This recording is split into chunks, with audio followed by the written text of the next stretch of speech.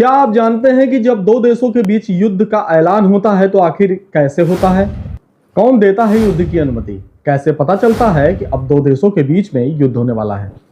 भारत अगर किसी देश के खिलाफ युद्ध की घोषणा करे तो आखिर कैसे होती है? इसके पीछे का नियम है और कानून है तो आखिर क्या है?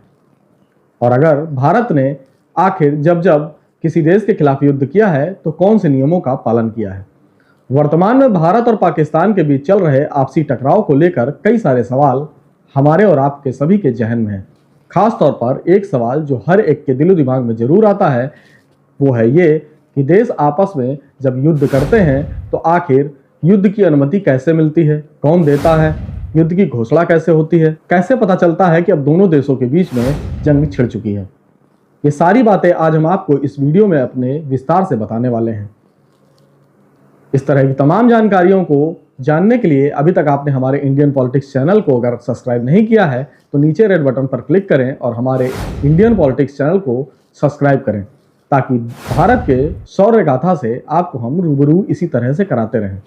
सब्सक्राइब करने के बाद हमारा नोटिफिकेशन आप तक पहुंच सकेगा और आप हमारे इस तरह के तमाम वीडियो को देख सकेंगे।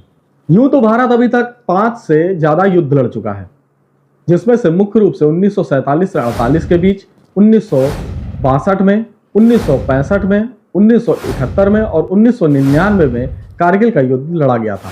लेकिन कहा जाता है कि कारगिल के युद्ध को युद्ध नहीं कहा गया, बल्कि इस युद्ध का नाम संघर्ष दिया गया। तो चलिए अब आपको बता देते हैं कि जानकारी के मुताबिक युद्ध की घोषणा का अर्थ आप ऐसे समझ लीजिए कि जब कभी युद्ध की घोषणा होती है तो घोषणा का एक औपचारिक और गंभीर राजनीतिक कदम होता है जिसमें एक देश आधिकारिक तौर पर दूसरे देश के खिलाफ सैन्य कार्रवाई करने की मंशा व्यक्त करता है और ये कार्रवाई सरकार, राष्ट्रपति या संसद जैसे शीर्ष संस्थानों द्वारा दी जाती है।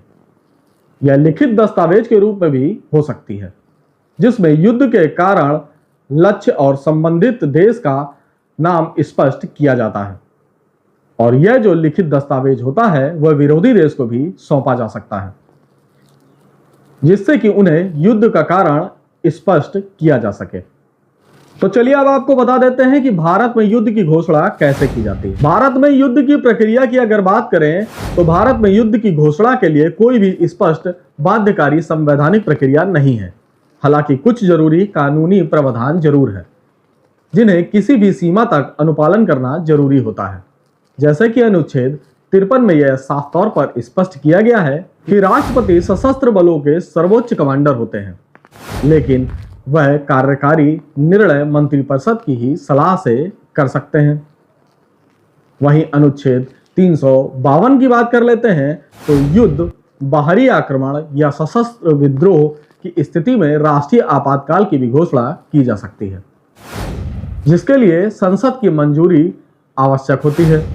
कैबिनेट की सुरक्षा समिति CCS इस प्रणाली के जरिए युद्ध जैसी स्थिति में निर्णय लेने वाला सर्वोच्च निकाय होता है जो प्रधानमंत्री, रक्षा मंत्री, गृह मंत्री और विदेश मंत्री आदि से मिलकर बनाया जाता है। वहीं भारत में युद्ध की घोषणा के लिए संसद की पूर्व अनुमति जरूरी नहीं है।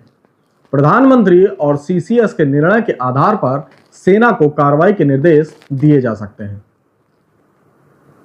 भारत में अगर बात करें कि कितने औपचारिक और अनौपचारिक तरीके से युद्ध की घोषणाएं की गई हैं तो इसके बारे में भी आपको बता देते हैं। तो चलिए शुरुआत कर देते हैं 1947 से 48 के बीच के युद्ध की।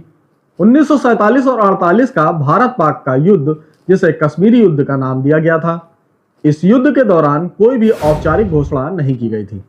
कारण था कि पाकिस्तान के कबायलियों द्वारा कश्मीर पर आक्रमण कर दिया गया था। इस हमले के बाद भारत की सैन्य टुकड़ी पहुंची और कबायलियों के खिलाफ ऑपरेशन चलाकर उन्हें खदेड़ने का काम किया गया। तब तत्कालीन प्रधानमंत्री जवाहरलाल नेहरू ने सीधे सेना को आदेश दिया था। स्थितियों को देखते हुए संसद से पूर्व अनुमोदित नहीं लिया गया था। वहीं दूसरा युद्ध 1962 में भारत और चीन के बीच हुआ। इस दौरान कोई भी युद्ध की घोषणा नहीं की गई क्योंकि चीन ने भारत के खिलाफ अचानक से आक्रमण कर दिया था। युद्ध के दौरान संसद में चर्चा हुई जिसे पोस्ट फैक्टो यानी कि बाद में मंजूरी भी दी गई। तत्कालीन प्रधानमंत्री जवाहरलाल नेहरू ने राष्ट्र को संबोधित तो किया, लेकिन तब भी संसद से पहले अनुमोदन नहीं लिया था। वहीं तीसरे युद्ध की बात कर लेते हैं, जो 1965 में भारत और पाकिस्तान के बीच लड़ा गया। 1965 में पाकिस्तान ने पहले ऑपरेशन जिब्राल्टर का छुपा हुआ भारत पर हमला किया, तो भारत ने जवाबी कार्रवाई भी की। 3 सितंबर 1965 को संसद में आक्रमण का सामना करने के लिए प्रस्ताव पारित किया गया। यह औपचारिक युद्ध की घोषणा नहीं थी, बल्कि सरकार को समर्थन देने वाला प्रस्ताव था। तत्कालीन प्रधानमंत्री लाल बहादुर शास्त्री ने सेना को खुली छूट दी और सेना ने पाकिस्तान को मुंहतोड़ जवाब देते हुए पाकिस्तान को इस युद्ध में हराकर पराजित किया और भारत की भूमि से खदेड़ने का काम किया। तो चलिए अब आपको आगे ले चलते हैं 1971 में, जब फिर से एक बार भारत और पाकिस्तान के बीच सीधा युद्ध हुआ, जिसे बांग्लादेश मुक्ति संग्राम के नाम से भी जाना गया। 3 दिसंबर 1971 को पाकिस्तान ने भारतीय हवाई क्षेत्र पर हमला किया। भारत ने औपचारिक रूप से युद्ध की स्थिति घोषित की। 4 दिसंबर 1971 को संसद का विशेष सत्र बुलाया गया। तब दोनों सदनों में, लोकसभा और राज्यसभा में सर्वसम्मति से युद्ध लड़ने का प्रस्ताव पारित किया गया। यह भारत के इतिहास में संसद द्वारा युद्ध को मंजूरी देने का पहला ऐलान था। तब भारत की जीत हुई और बांग्लादेश का उदय हुआ और दुनिया को बांग्लादेश के नाम पर एक नया देश भी मिला। तो चलिए अब 1999 में हुए कारगिल युद्ध की बात कर लेते हैं।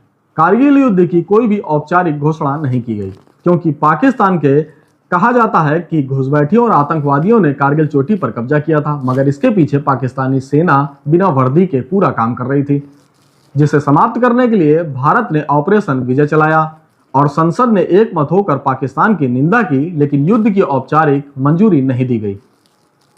हालात को देखते हुए तत्कालीन प्रधानमंत्री अटल बिहारी वाजपेयी ने सीधे सेना को निर्देश दिया कि आतंकवाद घुसपैठ को रोकने के लिए, और भारतीय सेना को साफ तौर पर हिदायत दी कि कारगिल की चोटियों से उन्हें खदेड़ा जाए। जिसके बाद अटल बिहारी वाजपेयी की मंजूरी मिलते ही इस भीषण संग्राम को लड़ा गया और सैन्य ऑपरेशन चलाकर इन्हें खदेड़ने का काम किया गया। इस युद्ध में भी भारत ने पाकिस्तानियों को हराकर कारगिल चोटियों को मुक्त कराया। तो चलिए अब आपको बता देते हैं कि युद्ध की घोषणा के बाद क्या होता है।